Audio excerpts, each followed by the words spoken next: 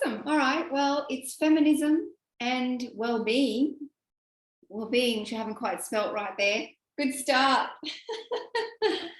My name's Brenda, for those of you who are listening to this on the recording, because we have a nice little group here of people that I know reasonably well coming to chat with us and to engage in this conversation about feminism and well-being. And it is going to be interactive.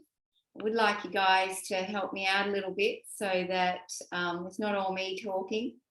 And what we're going to talk about is a little brief history of feminism, because obviously that's a massive thing. I could go on for ages. But to just give us a context for a woman's lot. And then we're going to talk about the importance of context, because the environment that we grow up in and that we exist in determines to a large degree how we show up and what we experience. So that's important to acknowledge, especially when it comes to health. Why healing has to be whole or holistic with a W, and holistic without the W, which is really looking for the whole picture, not just the symptom. And what I want you to think about by the end of this little chat is, what is it that we need to now take into consideration when we're considering our own well-being and our own healing. And so I've got a couple of things for you to be involved in. So you might just want to grab a pen and paper while I'm just finishing off here. And then how to help you move forward. I'm just going to give you the work that I do and a little present for you at the end as well. So first thing, I want you to really make this personalized for you. I'd like you to think about your own well-being and I'd like you to switch your brain on. So I would love you to answer this question: what are your biggest obstacles to health? And I'm not going to give you too many hints, because I really want you to come up with 2 or 3 things, and you can do that while I'm chatting. 2 or 3 things that get in the way of you being healthy. What are your reasons, your maybe excuses, maybe justifications? What stops you? So I'm going to write a couple of things too. I'm just going to be quiet and let you do that for a minute or 2. So I don't have any background music to play, so we'll just let it go. I'll hum.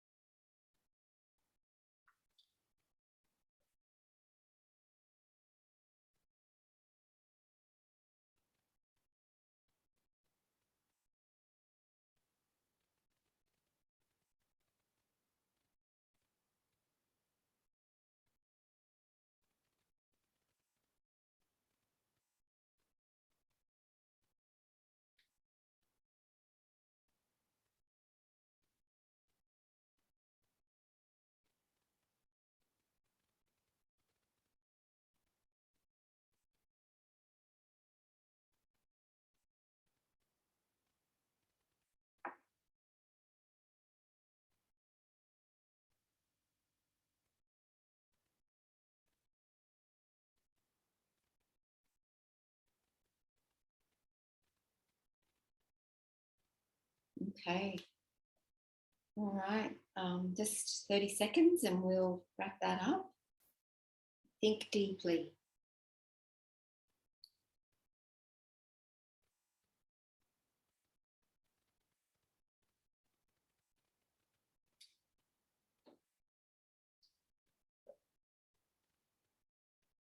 Awesome. So hopefully I've got 6 things. So hopefully you've got a few there yourself. All right, so that's just setting our tone for tonight, and looking at the hindrances and the obstacles. And then let's go deeper. Let's dive a little bit deeper and have a look at feminism, which is, in my mind, feminism is a word that has been berated and diminished, and as so many things are really in that are feminine. So it's really there's a definition for misogyny that is, the hatred of women, or the distrust of women, but it also includes anything that feminine quality, this hatred of, and hatred's a strong word, but this judgment of feminine qualities, whether they're in men, whether they're in women, and even things that give it away, like we berate a man by calling him a girl's blouse. Inherent in that is this misogyny that we don't remember that we live in. And we were having a conversation about International Women's Day last night, and until it reminded me that sometimes we don't even realise the circumstances that we're in, and diminish some of the bias and prejudice and discrimination that occurs on so many different levels, and particularly in women's health. And don't get me started, right? Because I really love this topic, because I really love empowering people, and not just women, but men as well. And if I recognise that something's in the way, then I'm going to get onto it. I'm going to get upset by it. And I think one of the biggest things that I find in clinic is the reaction of women to a culture that's misogynistic. And that might come through as abuse, as discrimination, as bullying, as just missed opportunities, as the stress of trying to perform, to live up to the male standards of success, and so on. So health really is a feminist issue. And the other aspect of that is, actually, I'm going to get to that in a sec. I've got some more history for you, which I'll go into. All right, so let's do a recent history of feminism, very brief, starting with the mid-1800s. And that's where the suffragette movement really started. There was the first Women's Rights Convention in America. There was also stuff happening in France and in the UK. They were also awakening at the same time, which is really, really amazing that this awakening all occurred at a similar time. And then I actually spoke to my astrologer friend about this, and she talked about the cycles of planets and how that connected to periods of history of uprising, and I thought that was very interesting. So the women in the US, there were 5 women who sat down and they wrote the Declaration of Sentiments about the same time as the Declaration of Independence, because they recognised that the rights in that Declaration of Independence were male-based. Not all men in the broader sense were created equal. It was white men, really, and they recognised that that didn't include women, it didn't include children. So they sat down and they wrote this document or Declaration of Sentiments, and then a few days later there was the first Women's Rights Convention, and from that convention they created this Declaration of Rights of Women. And it was similar to the Declaration of Rights, but they included women and children, of course. And let me just give you a perspective on it, because at that time, women were not able to vote, obviously, because that's what they were fighting for. Women were owned by men, so men had the right to discipline their women any way they wanted. And that was endorsed by the church as well. So it particularly didn't augur well for marriages that weren't very suitable or for women as they aged. So it was very difficult for those women. And, it's no surprise that with that going on in the environment, that many women were accused earlier than this. Obviously, the witch hunts finished in the 1700s, only about 100 years before this, even though it wasn't the height of it, but there was this centuries-long period of time where there were witch hunts, and actually they still exist. There's still countries in the world where it's illegal to practice witchcraft. Can you believe that? Anyway, so they couldn't vote, they couldn't testify in court, they couldn't own property, they were the property of men, their children were the property of their husbands, and that hadn't changed in centuries and centuries. And so this was quite an amazing time. Then it took them decades, obviously, to create this change. So it doesn't happen easily or quickly. And then we kind of remember the suffragettes or the suffrage movement in around the 1900s. South Australia was the first place in the world for women, white women, to have the vote, and that was in 1895. And then it went across the globe.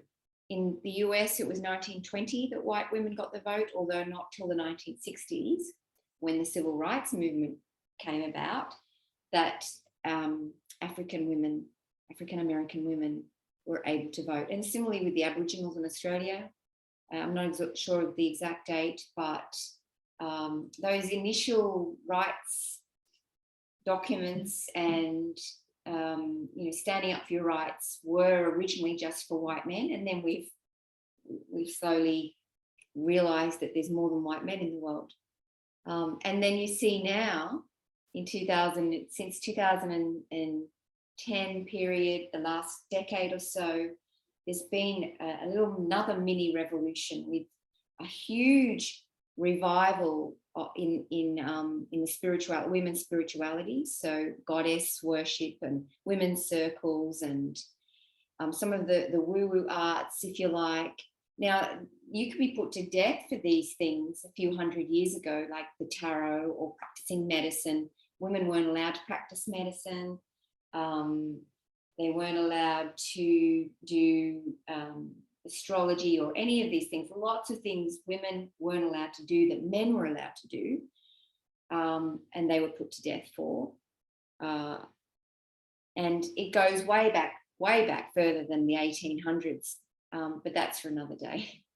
So we've had this gradual transformation and revolution occurring over the last 100 or so years, and it's so wonderful to be a part of that. And it's so wonderful just to recognize that it's still going, that we need to stand on the shoulders of the women before us and do something. And I think it's really important for midlife women to do something, because we're the most well positioned for that. We have the most life experience, the least amount of responsibilities children wise. We often have the money to do things, and the health and activity and energy still, and we've got that extra thing called chutzpah or spunk or anger or whatever it is to do something. So that gives you a sense, very briefly, of the context in our Western culture that we operate in.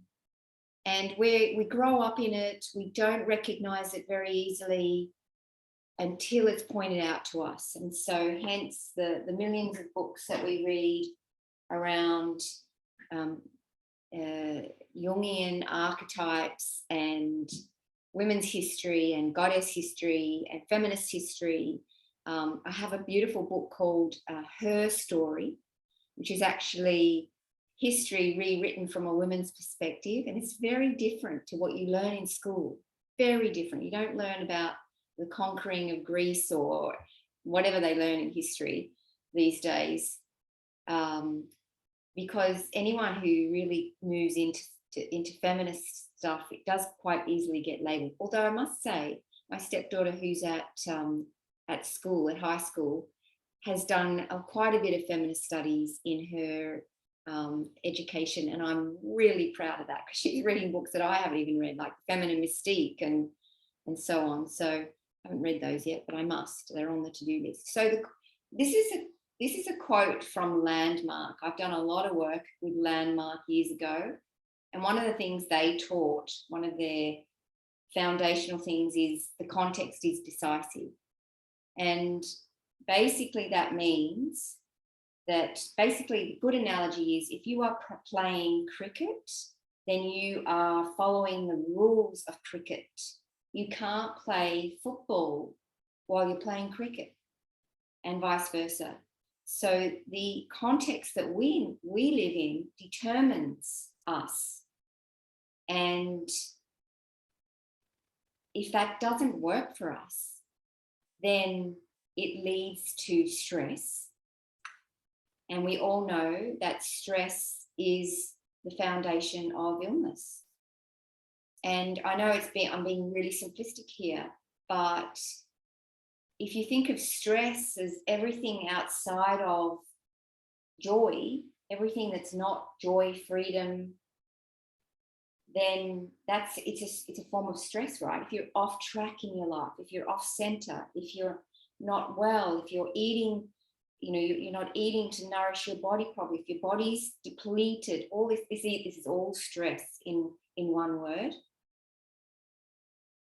And then one of the biggest stresses is being disempowered. So the less power you have in a culture, the more disempowered you are, and the lower down the pecking order you are, the more disempowered you are. So if you are wealthy and white and male and educated and perhaps Christian rather than maybe goddess worshipper or something like that, if you are all of those things, then you are the top of the tree and the most empowered in our culture. That doesn't mean that those people don't get ill either, because we're talking about patriarchy here. We're not talking about men.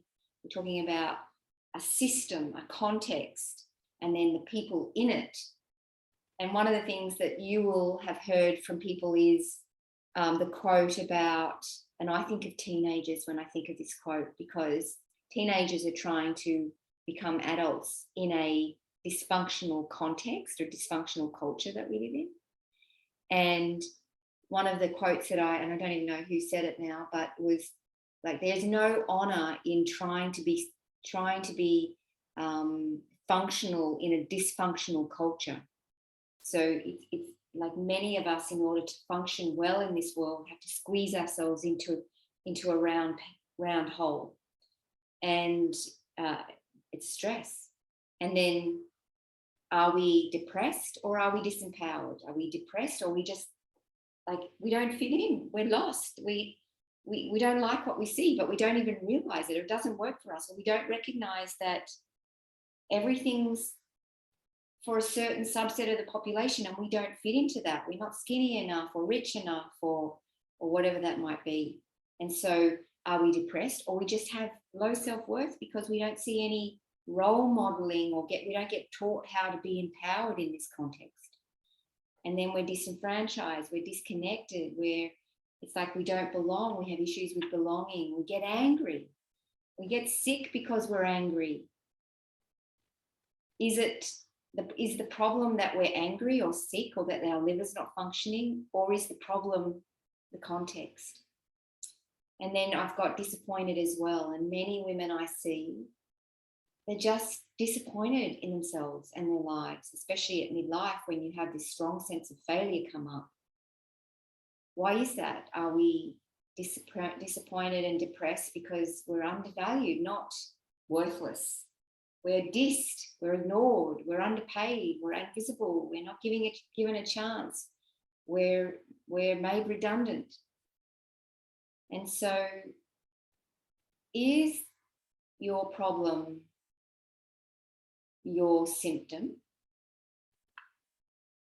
or even the cause of your symptom, or is it something else? So, question for you, what are the most common women's health complaints? Because it'd be interesting to put this into the context, right, of common women complaints and how that translates into this concept or this culture that we live in. But before we answer that question, I want to ask you to add to your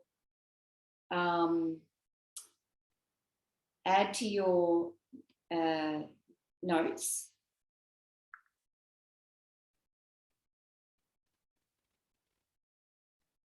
actually, give me a second. I'm going to get you to do that in a minute.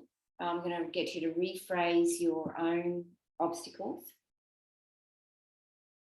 But we will go through this is a study done by the Jean Hale's organization, it's a medical organization, but they seem to have a holistic perspective, which is fantastic. And they did a massive survey of thousands and thousands of women and asked them what their major health concerns were. And the top 5 were, and you know, this is in the context of the people that they surveyed, of course, which would be primarily women and women slightly older. But the key things were weight management, healthy eating. People are really interested in eating well, in mental and emotional health, anxiety, which to me falls into the category of mental and emotional health. So I'm not quite sure why it's separated out, except that I think that it's an absolutely massive epidemic, way bigger than COVID. And then menopause. So I thought that was really interesting because they fit quite well into a culture, a context that doesn't value enough femininity, the feminine principles, and women. Weight management is an ongoing battle for most women starting at their teens. And it's really sad to see. You just cannot stop it. Teen girls, I know I was there, bang, right? You're worrying about your weight, you're worrying about how you look. And of course, all of that preening stuff is part of our biology.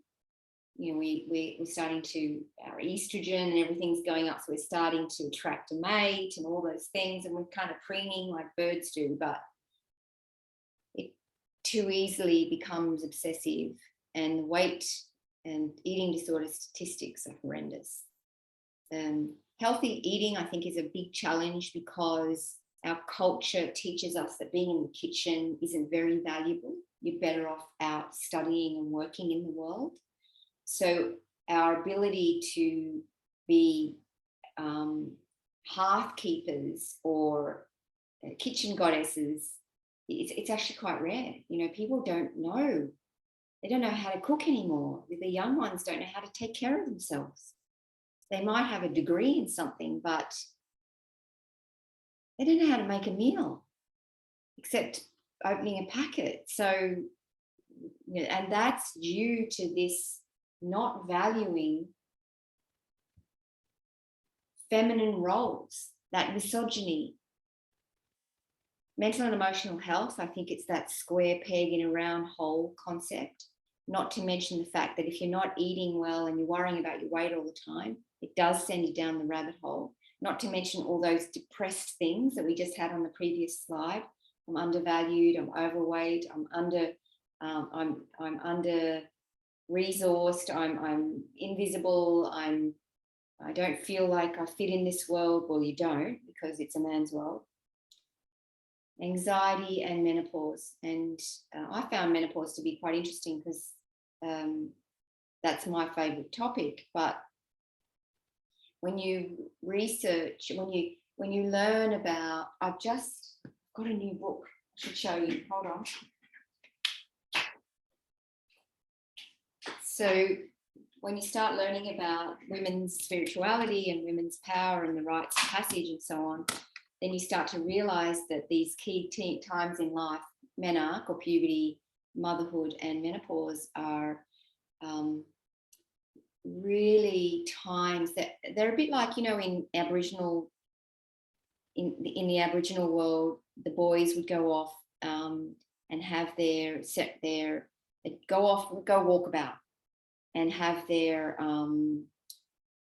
challenge, and you know they weren't allowed to come back for 3 days or whatever it was, and it was like it tested them. Some of them didn't make it back, but it tested them, and it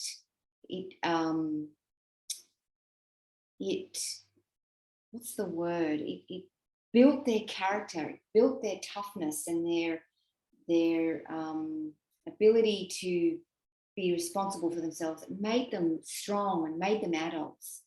And for women, similarly, at menarche, at motherhood, and at menopause, these times of our life really squeeze us, really challenge us into becoming a better person. And if you take that away, if you don't offer women that opportunity, we're 50-year-old 5-year-olds. We don't grow up. We're meant to grow up. So the book that I've got is this childbirth as a rite of passage.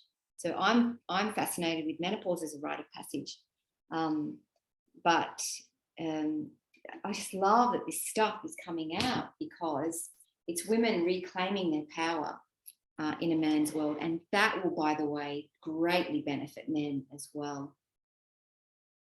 I didn't really want to say too much about the leading causes of death in women because these statistics are quite skewed. This is the cause of death. It's different for different ages.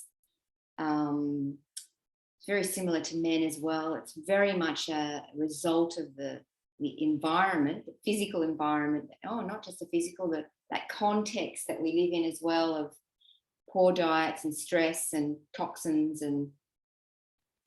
but I was very surprised to see suicide on that level, and you know, that was overall in some age ranges, suicide was number one, and that was very frightening, very, very disconcerting. I can see here I've got an initiation ceremony. Ceremonies are, every rite of passage is meant to be celebrated with a ceremony. That's why we have weddings and baby showers and things like that, because we're celebrating these changes of status. And we have the wedding one, but we've skipped a few of the others. All right, now for my question. Now to get you guys thinking, have me stop talking for a second. I just want you to rethink, given that context, given that misogyny, given that it's the context, not the content. So you're the content. I want you to look from the context perspective and rethink what it is that you wrote about your obstacles to health. And we're gonna chat about it in a minute. I'm going to rethink mine. So just imagine there's music playing. Get your thinking caps on. Right.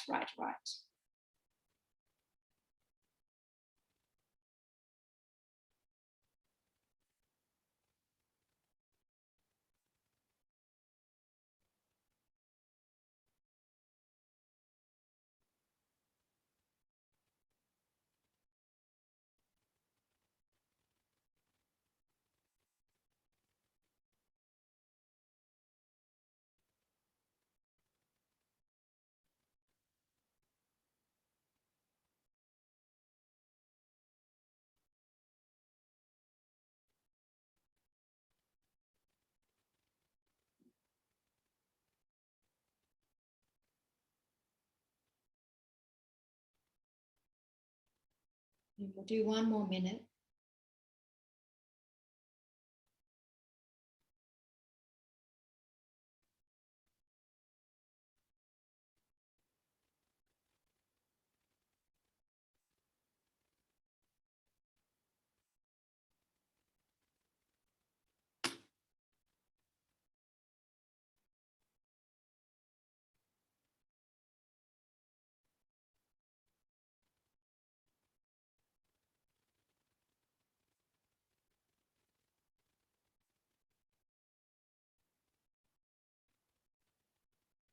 So the other thing to think about is what causes your stress. Where are we now? Okay, so I'm just going to stop sharing for a second and bring you into gallery view. And I'd just like to get a little bit of feedback from you guys so far. And, you know, it doesn't have to be specifically about you. I'd just like some commentary on what you see now as obstacles to health for women particularly, that coming from the context perspective rather than us blaming ourselves. and you know, what did you notice about the notes that you were taking? What did you see? Anyone like to go first? Who would like to go first? I will, Brenda. That was bloody amazing. I realised, and I've literally just realised, that I've treated myself as a male all my life. Wow. Yeah. Well, why? How would you? Like, well, I was supposedly a boy, and when I arrived as a girl, didn't get named, but grew up amongst boys, got treated no differently, swear like a trooper, have always been the fighter, have always been the protector, all those masculine traits that are still female traits. Yeah. But I have those very well developed. I have no idea how to receive. I have no idea how to be soft and gentle on myself. I do it for everybody else. So it is instinctual nature, but yet I don't do it for myself. And like when I first wrote down things, it was, you know, doing more yoga and that sort of stuff. And then I went, I have plenty of time to do all these things now. Why am I not doing it? And then just as you were putting that whole context there, I went, that's because I don't see myself as a woman. Wow. Wow. Wow. Oh my God. Tiffany. Oh. You go, girl. Thank you again. Yeah. Oh, wow. Anyone else like to comment?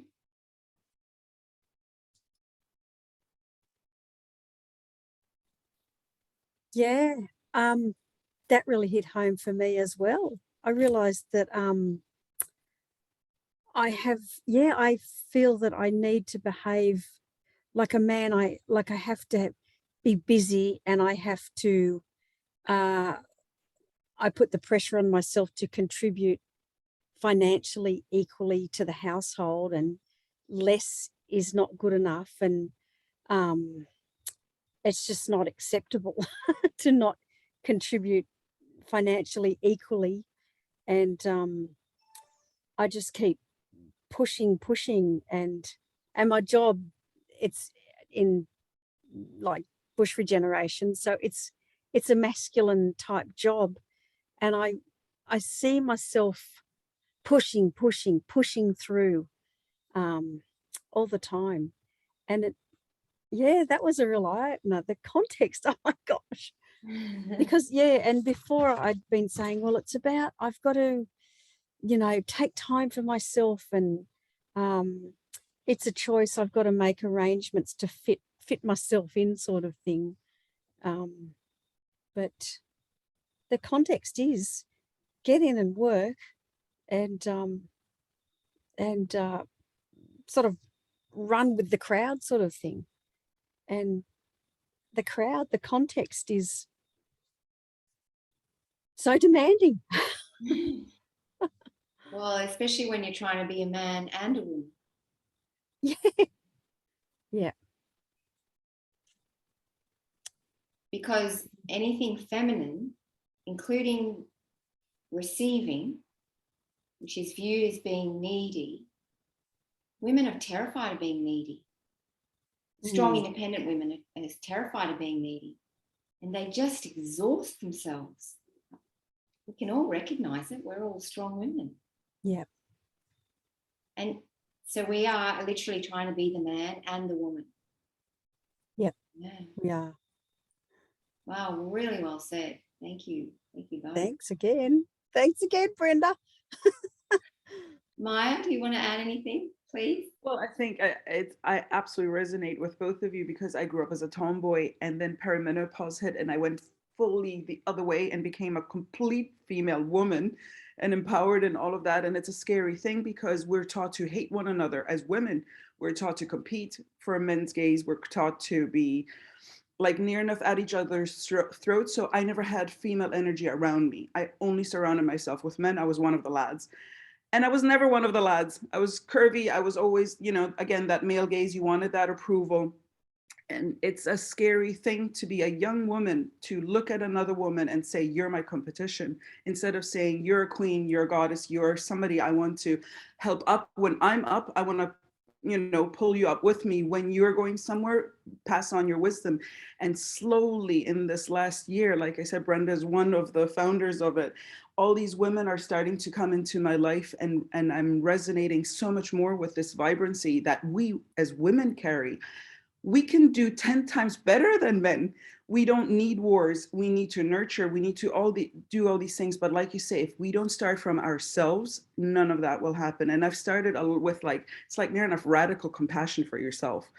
Because if you kind of stop the outside world, take a breath and look at yourself, where do you need healing? And that has come through female energy. No male has healed me. I've healed myself, and the women around me have healed me. So a lot of younger women, like you say, are looking up to us and are like, oh my God, we're, you know, we see you. And I don't want to be seen by men for my age and my, again, weight and all of that. I get dismissed by doctors because of that, which I find hilarious. Whereas a guy with a beer gut and everything, you're in your perfect health. You have your grays, you're a fox, and you're like, what? And I get asked, when are you going to color your hair? I'm like, I haven't colored in the last 20 years. I'm not going to color it now. And so all of these double standards, but I get seen by women differently now. I get seen as some kind of strength, and I flock to that energy that we carry, that we seem to get. We get this wisdom in menopause. It just hits us and we radiate differently, but we'll also attract differently. And so we're not unseen. We're slowly getting to be seen by the right people. And I hope that comes across. I see you, I see both of your stories in me, of that thing of having to be strong, but you know, we're taught men are strong, women are the, like, you know, meant to be the warm, cuddly ones. But man, when our thorns come out, we can slash as even more than men. And so I'm so grateful for all of you for being here and for being the guiding lights, for being the next generation to look up to, because I'll be following, and hopefully the younger ones will be following me. Yeah, beautiful. And it's so much in that that I haven't touched on, Maya. Yes, very beautifully articulated. You know, the hijacking of women's business, for example, birth, death, medicine, the kitchen, they've all been hijacked either by men or by the economy run by men.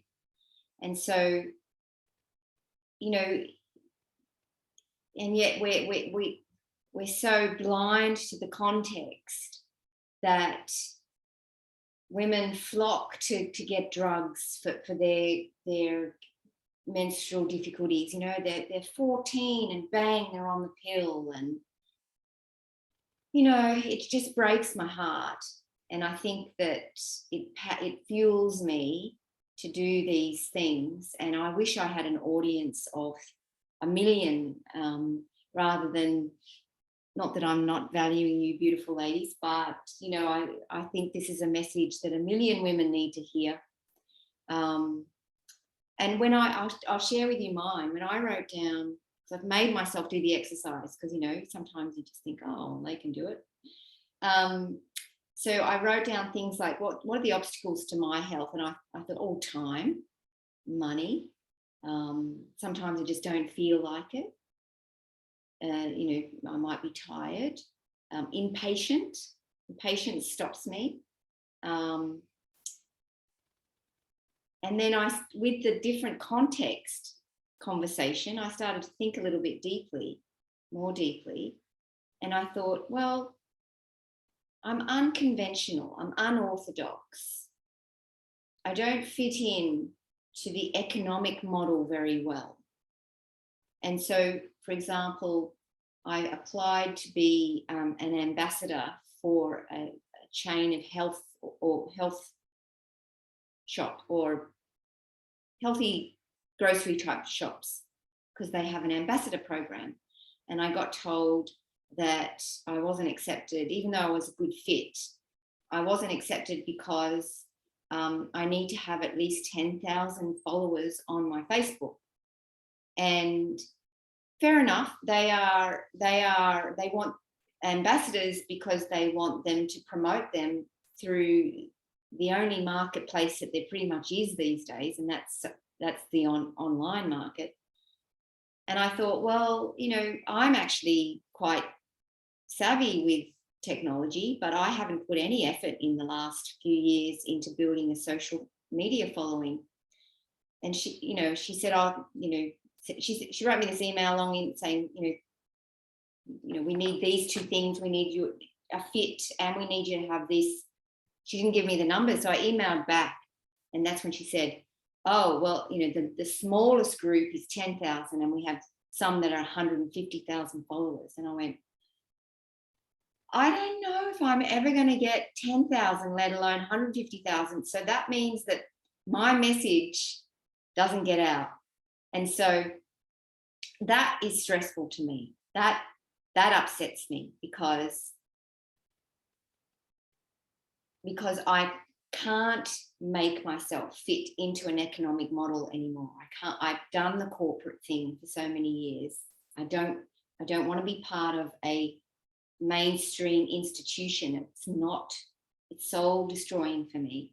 And yet I need to be a part of that somehow in order to fulfill my purpose. And so I recognize that it's not so much the not fitting in and being unorthodox and not having the money, you know, like my financial situation is fine, but I don't earn anything like a doctor does. And doctors then have enough money to get somebody to help them write the book. You know, look at Michael Mosley.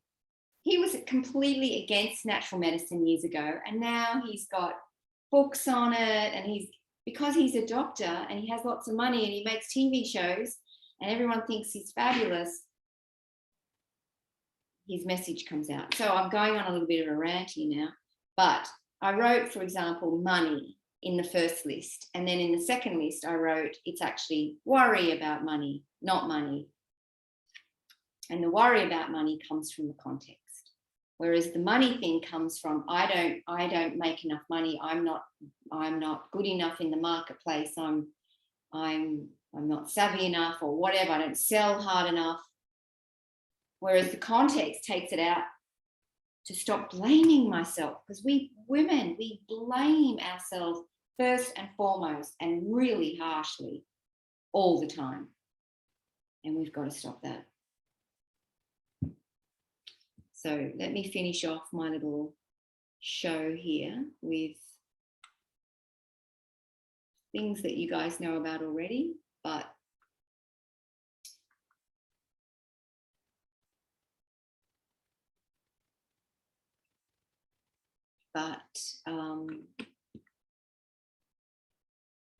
can't do a presentation, especially free one, without giving you my spiel at the end, can I? So I wrote this out because I've been kind of playing with this for a while, and I really love, it's getting there, and it's about my mission, and it's to be not just healthy, but unapologetically fierce, feminine, fabulous. What do you think of that? Isn't that cool? That is fierce, feminine, and fabulous. Wouldn't that be just grand? So that's my mission, to help other women be that as well. So if you've got your phone, you can scan this QR code and it takes you to my Linktree page, and in there you can grab my wellness manifesto if you haven't already, and it's my my kind of collection of thoughts about the challenges that we have and what we need to stand up for. And it's quite a nice read. So I invite you to check that out. And I want to say thank you. I want to say thank you for being here. Thank you for listening. There isn't much point having a message if you have no one to hear it. And thank you for the people who are watching this recording. And I'm just going to stop recording now.